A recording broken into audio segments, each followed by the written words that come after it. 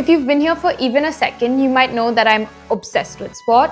But what you might not know is that I'm also obsessed with good design. Sport has a lot of good design in it.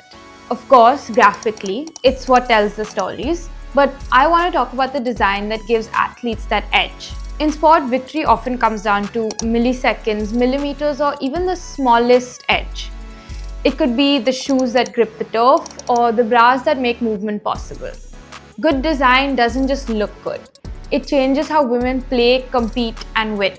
This is where performance meets purpose, where good design wins. Welcome to episode 2 of our new series, Good Design Wins. I'm Nandita and welcome back to the Ready Set Girl show. They say all publicity is good publicity. And maybe that was true for this next integral article of women's sports clothing. It was born out of scandal and protest, but now is inseparable from the sport of tennis.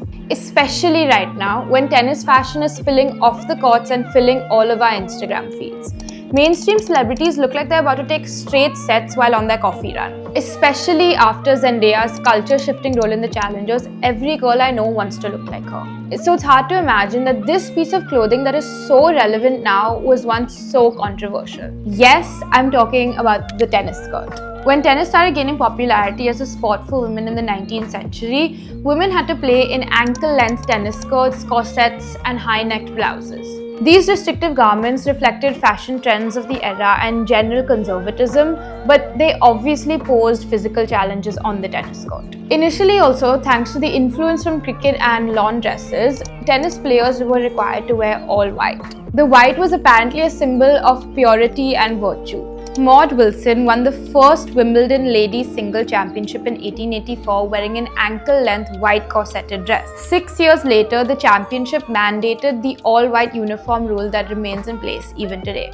Charlotte Dodd, also known as Lottie, was a 15-year-old tennis sensation that wore an outfit resembling that of a school uniform when winning Wimbledon in 1887. Her older opponents debated the fairness of her clothing, claiming that she had an advantage in moving around the court free from the standard tight corset. For the first time, there was thought given to designing a different style of tennis clothes for women moving forward. Viewed as a means of courtship for the upper class, appearance and style was seen as more important than comfort and maneuverability. Their wardrobes were styled after lawn dresses often seen at garden parties and other outdoor leisure events.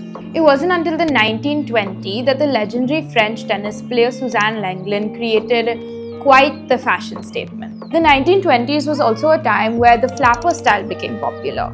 Women started to wear shorter skirts, looser blouses, and even sleeveless tops, reflecting the growing movement for women's empowerment and independence. Now, Suzanne Lenglen was the it girl of tennis at that time. During her professional career from 1913 to 1927, she won 241 tournaments, 8 Grand Slam titles, and 3 Olympic medals. She was the best player of her time, the Serena Williams of the 20s in a way. During Wimbledon, Lenglen generated outrage by wearing a calf-length skirt, bare arms, and a floppy hat, all constructed by French designer Jean Patou.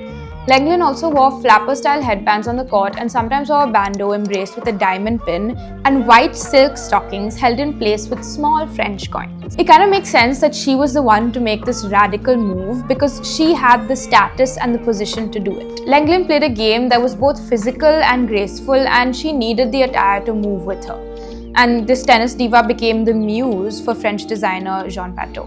Jean Patou, an innovator, had already introduced corsetless dresses into the fashion world, shortened skirts, and launched a line of sportswear for the city. A pioneering character, the ideal profile to offer Suzanne Lenglen this iconic skirt. He gave the garment several new features to adapt to the practicality requirements imposed by tennis. The outfit is pleated and light, which allows the person concerned to move much more freely on the court. The designer also opted for a daring length at the time. The skirt is shortened and now reaches above the knee, which also helps to improve freedom of movement. This was a true revolution in clothing, a fusion between sport and haute couture that does not fail to displease conservatives. In a midst of controversy amongst women's clothing, or the lack of it, this design was groundbreaking.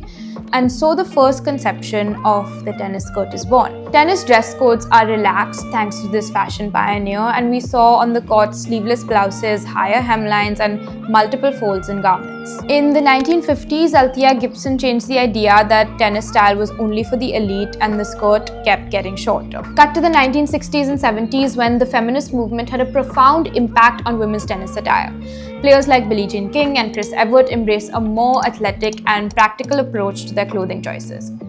They wore tennis shorts, tiny skirts and fitted tops that allowed them to move freely and showcase their skills without sacrificing style. And maybe it was the hemlines, but many people in the 70s felt that glamour had left women's tennis clothing to make room for practicality. Clothing manufacturers finally realized that women sweat too and began manufacturing tennis clothes with breathable fabrics, short skirts, and sport shirts. This decade became the time where women were campaigning vigorously for the right to compete with men in terms of equal pay. Yeah, that early on in tennis. The styles in women's tennis during this time revealed personality, which became more of an essential factor than ever before. As personal style was becoming a big defining factor for players and the crowds they drew in, the 80s saw Anne White, who was Serena way before Serena was causing controversy with her outfits. She wore the first all-white, full-length bodysuit at Wimbledon.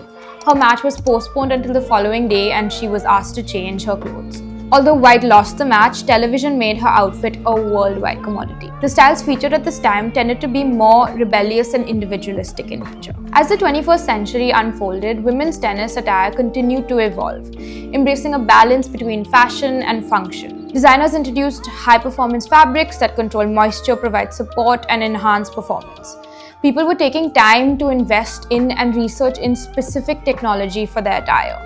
They brought in advanced materials and manufacturing techniques so that tennis clothing could become more lightweight, breathable, and durable specifically for females, a necessity that felt like an impossible luxury just a decade ago. Restrictive corsets and heavy skirts are now only a twinkle of a memory in tennis today.